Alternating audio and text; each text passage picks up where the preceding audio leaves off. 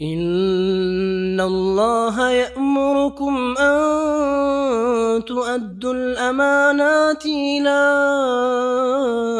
أهلها وإذا حكمتم بين الناس أن تحكموا بالعدل. نحمده ونصلي على رسوله الكريم.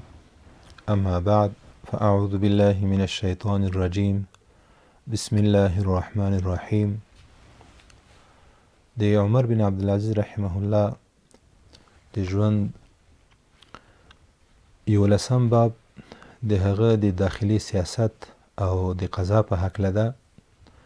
په همدې باب کې زمونږ دوهم درس ده او په دې کې ټولې هغه قصې رانغاړو چې د عمر بن عبدالعزیز رحمه الله د عدالت په هکله دي. عمر ابن علي ابن مقدم رحمه الله دی وایي چې د سلیمان بن عبدالملک زوی سلیمان بن عبدالملک له عمر بن عبدالعزیز رحمه الله نه مخکې د مسلمانانو خلیفه او بادشاه و.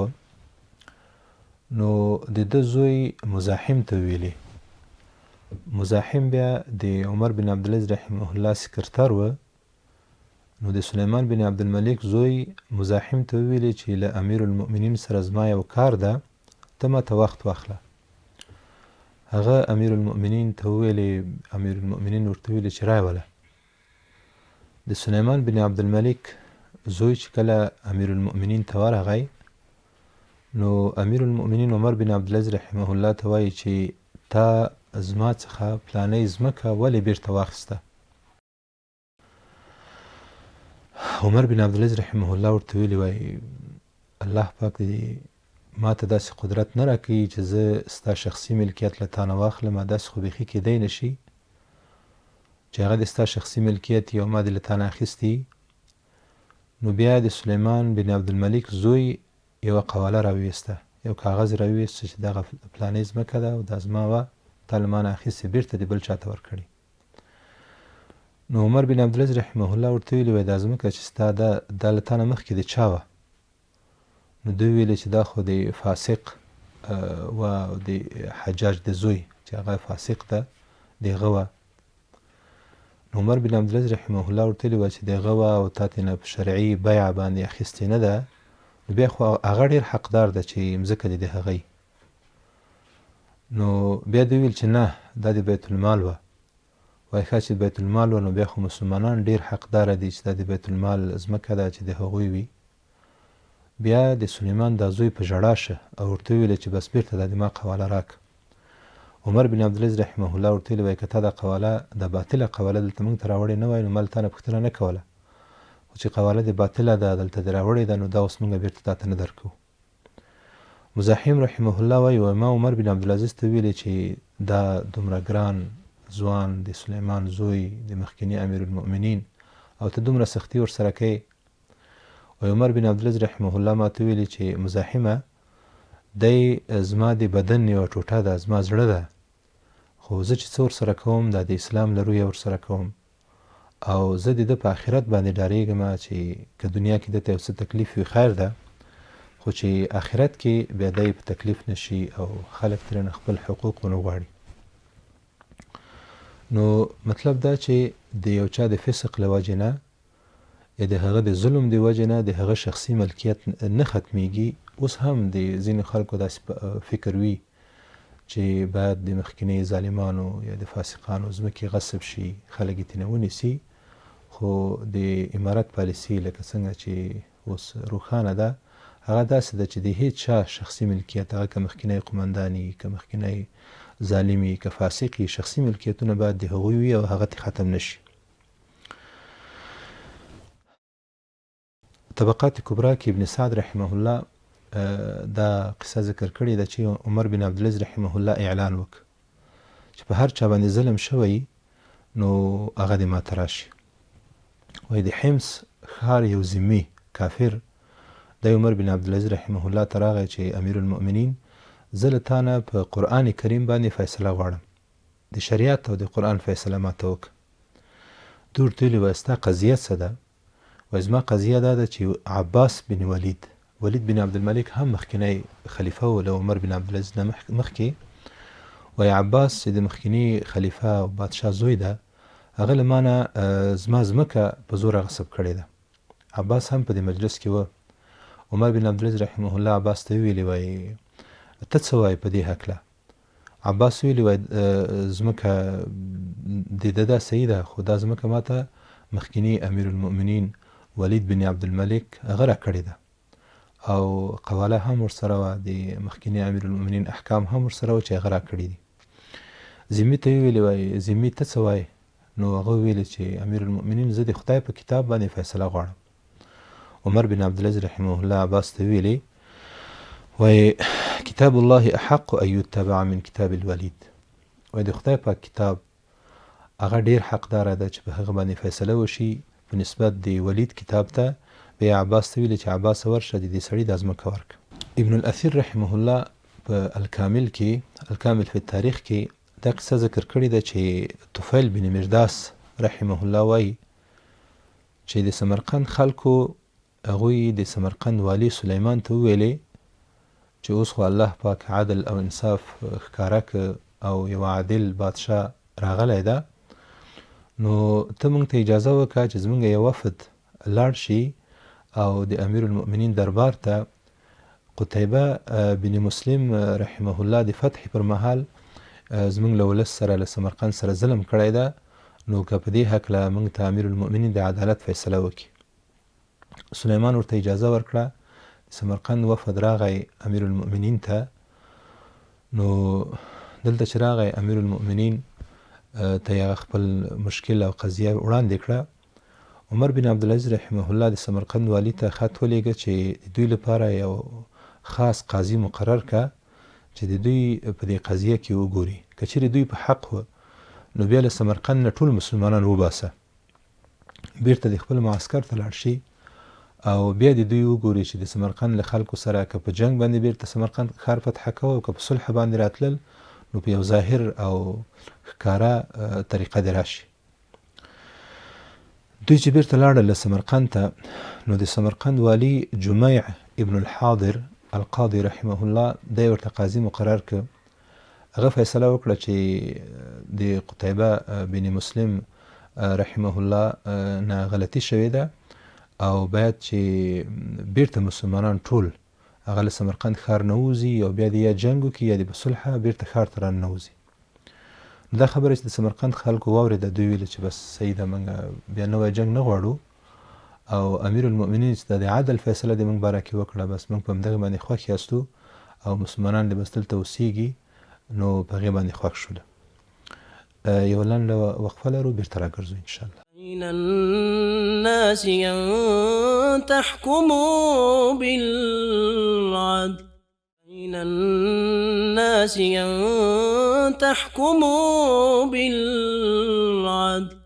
قدرمنو لیدونکو او اوریدونکو، د عمر بن عبدالعزیز رحمه الله د عدل یو بله قصه دا ده چې ابراهیم بن هشام وایي و یو کس عمر بن عبدالعزیز رحمه الله ته راغی او عمر بن عبدالعزیز رحمه الله د حمص په ښار کې روان و.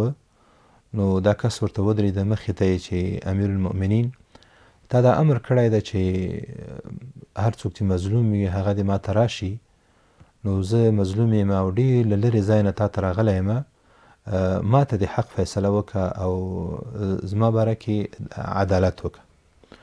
عمر بن عبدالعزیز رحمه الله ورته ویلي، وایي ستا کور چېرته ده؟ هغه ویل چې امیر المؤمنین زما کور خو په عدن کې ده، یعنې په یمن کې. عمر بن عبدالعزیز رحمه الله ویل چې رښتیا هم ته له لرې ځای نه راغلی، نو قضیه دې څه ده؟ ده ورته ویلي چې امیر المؤمنین زما یوه ځمکه ده او هلته یو چا رانه په زور باندې غصب کړي. عمر بن عبدالعزیز رحمه الله عروه بن محمد چې د یمن والی و، هغه ته یې خط ولیکه چې دغه فلان کس چې ځمکه یې یو چا په زوره ترې غصب کړې ده، د ده قضیه وګوره او که چیرې حق د ده په طرف باندې و نو فیصله ورته وکړه او هغه ځمکه یې له بل ظالم کس نه یا غاصب نه ورته واخله. بیا دی بس روان شه.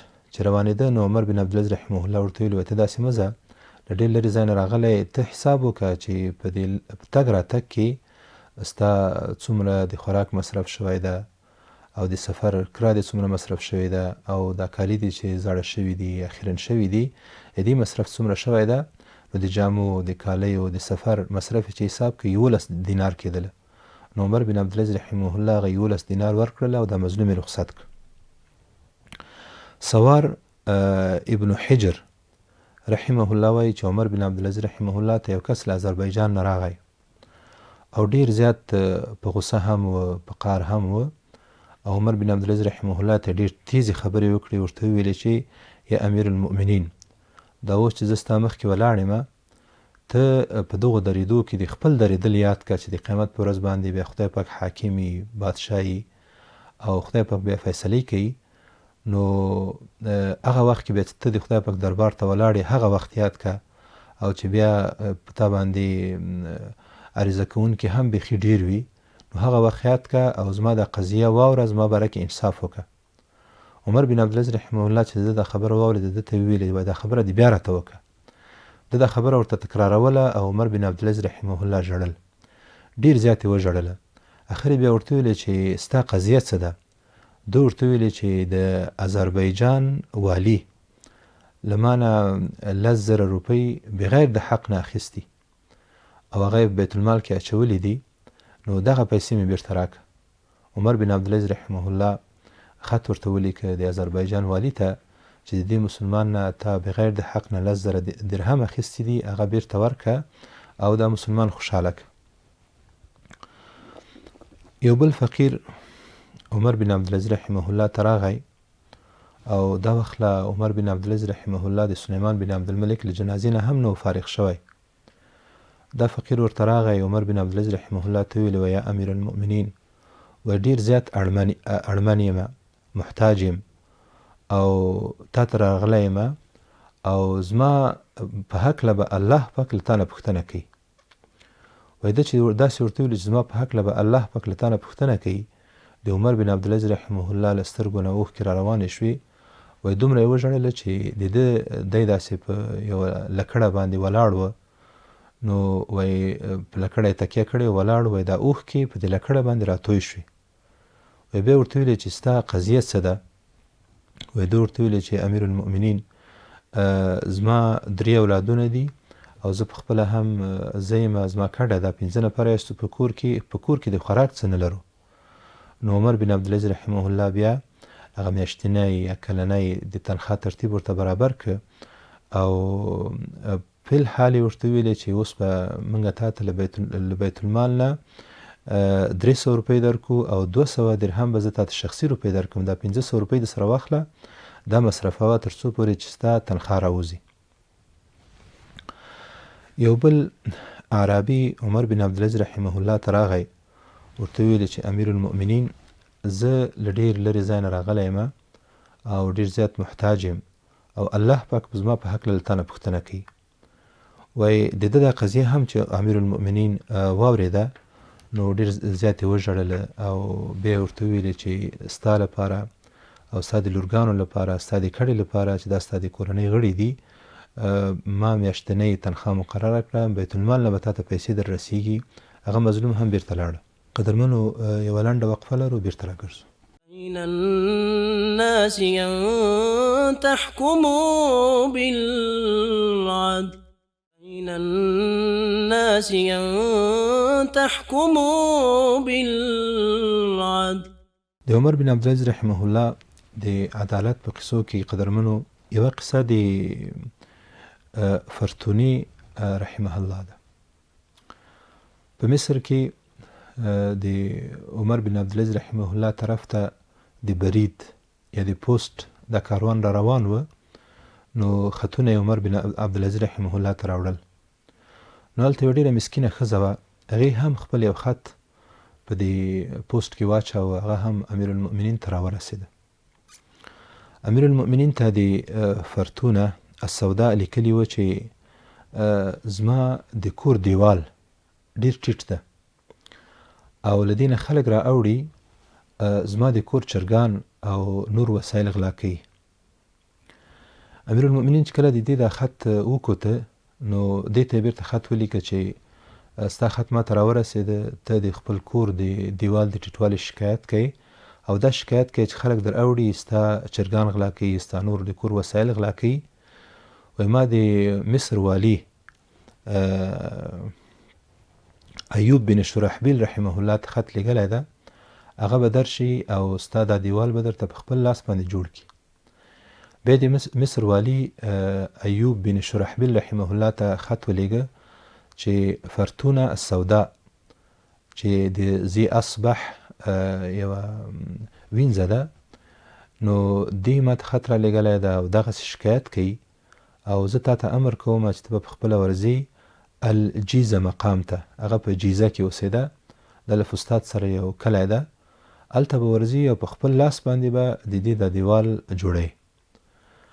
ایوب بن شرحبیل رحمه الله ته چې د امیر المؤمنین دا خط ورسېده، هغه په خپله باندې روان شه او جیزه ښار ته لاړه. هلته یې د دې ښځې پوښتنه کوله، خو اخر یې پیدا کړه. نو یوه توره مسکینه ښځه وه او فرتونه نومېده او کور یې هم همدغسې غریب کور یې و، دیوالونه یې ټیټ وه. بیا دغه والي پخپله ورته ودرېده، د هغې د کور دیوال یې ورته جوړ کړه او بیا ترېنه لاړه. له کوفې نه یوه ښځه امیر المؤمنین ته راغله او امیر المؤمنین ته دا شکایت وکړه چې امیر المؤمنین ته چې کوم د بیت المال مال تقسیموي په مسکینانو باندې، په غریبانو باندې، له دې نه ما ته یوه روپۍ هم نه ده رارسېدلې. امیر المؤمنین ورته ویلي وای ته اوس لاړه شه، بیا ماخوستن خواته ماښام خواته زما دفتر ته راشه. هغه چې روانه شوه نو بیا ورته ویلي وای نه اوس مه ځه، ځکه چې دا خو معلومات نه کېږي زه به تر ماښامه پورې ژوندی یم او که نه داسې نه چې زه مړ شم او خدای پاک به تا باره کې ما نه پوښتنه وکړي. ته اوس زموږ کور ته لاړه شه او زما له کډې فاطمې سره چې هلته د ښځو مېلمستون ده په هغې کې کښېنه، نو زه ستا باره کې زه فیصله کوم. نو هغه چې لاړه هلته فاطمې سره ناسته وه، نو بیا امیر المؤمنین خپل کور ته ننوت. خپل کور ته ننوت او په خپله باندې ځان ته د یو داسې اوبه راواخیستې.